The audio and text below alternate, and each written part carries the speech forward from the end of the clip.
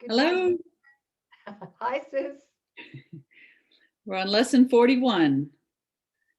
God goes with me wherever I go. Want to take it away? Yeah, I'll read that. Great. Today's idea will eventually overcome completely the sense of loneliness and abandonment all the separated ones experience.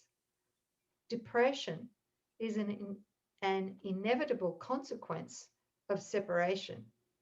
So are anxiety, worry, a deep sense of helplessness, misery, suffering, and intense fear of loss. The separated ones have invented many cures for what they believe to be the ills of the world. But the one thing they do not do is to question the reality of the problem. Yet its effects or its consequences cannot be cured because the problem is not real. Wow, that's a big statement, isn't it? Yes. Boy. So we're trying to heal something that's not real. Yes. Oh my gosh. I'm just reminded of a blog that's right on the money for this, but anyhow, I'll bring it up at the end. But yes, we are shown some problem and then we assume that it's real, and then because the ego looks upon it, makes it real, makes a value judgment about it, and then sets off to correct, fix, heal the problem. But the little hidden question, the assumption that's hiding there, is that what you're looking at is real in the first place, and that's exactly what the ego does not want us to see. That we're seeing an image, we make an assumption. This is true, this is what it is, and this is what we have to do about it.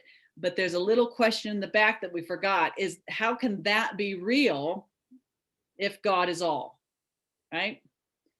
Well, if it was real, that would mean that there is an opposite or an Yes, opponent to God, that's right. and that opponent is just as powerful as God. That two powers, separation has occurred, that ego is also intelligent, a real mind apart from God. Yes, absolutely. God and something else is the premise of every problem that we give power to. So, in a nutshell, here in the world through the ego thought system, we believe that both good and evil are equally as powerful, are equally as convincing, as real, Mhm. as powerful as each other, right? That's right. Anytime we react to something that God did not create, we are making that proclamation that God is real, but this is also real. So what happened to, nothing is, the truth is true and nothing else is true. We're happy to admit the first part, that the truth is true, but we're also accepting that something else is also equally true. So, Mm. at some point in these early lessons, we need to start making the positive separation Mm. between what is of God and what is not of God here in the dream, Yes. right? Mhm. Okay, so the things that we take for granted, like sickness, like death. Again, I've said this before. How Mhm. many of us still believe we go home through death, Mm. right? Right. Holy moly. Yes. Got to be a vicious kind of God if he orders our death. Mhm. I wouldn't trust a God like that. And Okay. also, the absence of a loved one really is like the ego's greatest assertion that death is real.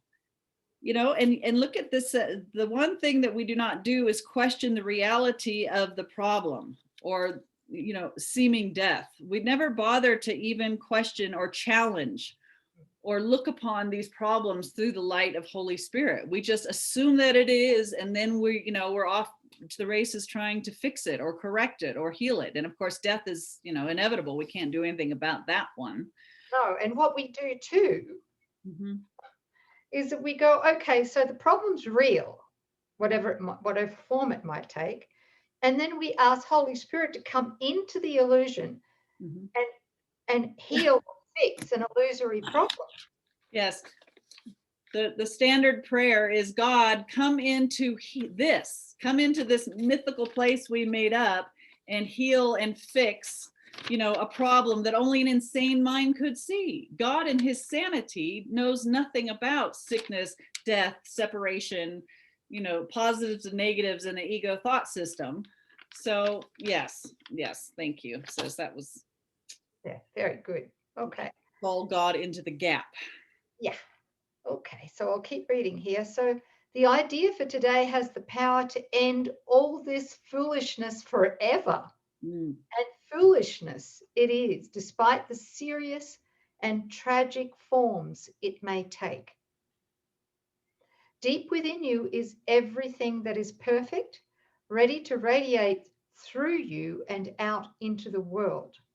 It will cure all sorrow and pain and fear and loss, because it will heal the mind that thought these things were real and suffered out of its allegiance to them. You can never be deprived of your perfect holiness, your perfect innocence. Lost my place here. Which one? You can never. First line, paragraph 3. Yeah. You can never be deprived of your perfect holiness because its source, which is God, goes with you wherever you go. You can never suffer because the source of all joy goes with you wherever you go. You can never be alone because the source of all life goes with you wherever you go. Nothing can destroy your peace of mind because God goes with you wherever you go. Because God is in our mind. Sorry? Because God is in our mind. Yes. But, of course, we won't know he's in our mind until we desire the awareness of that. Right. And the prerequisite for awareness of God in our mind is to say no to believing what is not God. That's right. Yeah. We understand that you do not believe all this. How could you, when the truth is hidden deep within under a heavy cloud of insane thoughts, dense and obscuring, yet representing all you see?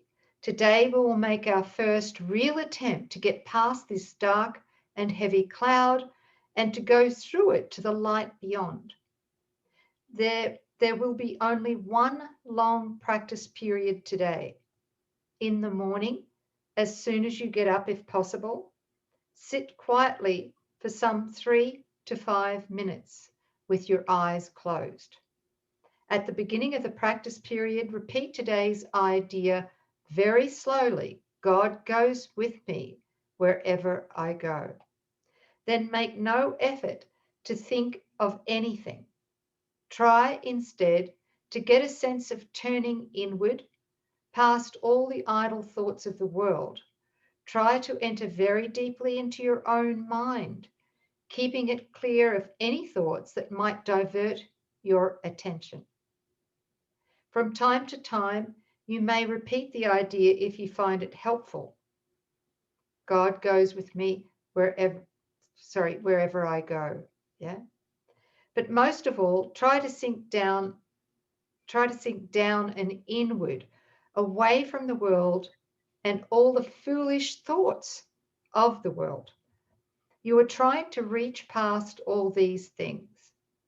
You are trying to leave appearances and approach reality, remembering that appearances are what we seem to see in the body and in the world, in our mind, right? Right. Oops. Paragraph 7. Thank you. Yeah. You are trying to reach past. You are trying to leave appearances and approach reality, right? It is quite possible to reach God. In fact, it is very easy because it is the most natural thing in the world. You might even say It is the only natural thing in the world. The way will open if you believe that it is possible. This exercise can bring very startling results, even the first time it is attempted. And sooner or later, it is always successful. We will go into more detail about this kind of practice as we go along, but it will never fail completely, and instant success is possible. Well, from my own experience and from yours, sis, definitely support that and say, yes, it is possible, right? And it's easy. When we desire it, that's what I found. It was equivalent. The results were equivalent or related directly to my level of desire for it.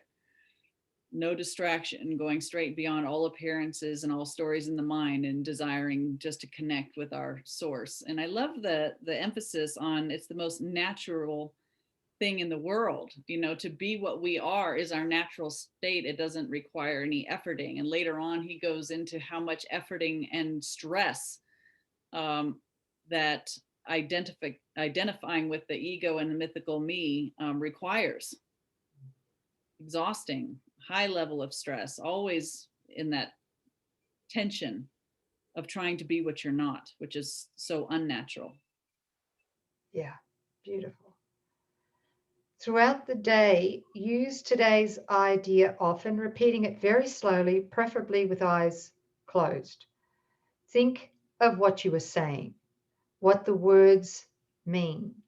Concentrate on the holiness that they imply about you, on the unfailing companionship that is yours, on the complete protection that surrounds you. You can indeed afford to laugh at fear thoughts, remembering that God goes with you wherever you go. So that's lesson 41. God goes with me wherever I go, because God is in my mind eternally, uninterrupted. Whether I'm aware of God in my mind or not, God is still there. So thank you for joining us today. Yeah. And that's lesson 41. And I'm going to ask that this blog entitled "Who Did This? The Ego's Dirty Little Secret" be added to this workbook lesson. You'll have fun with that. Yeah. And do you have the link there? Oh, and you send it? Yep. Send it to me. Yes, I will. Yes. Thank you. And we're going to have that link below. It's right here now. See? See below. How come I can't see it? Okay. Thank you, guys. Thank you. Time. Bye. Okay. Bye.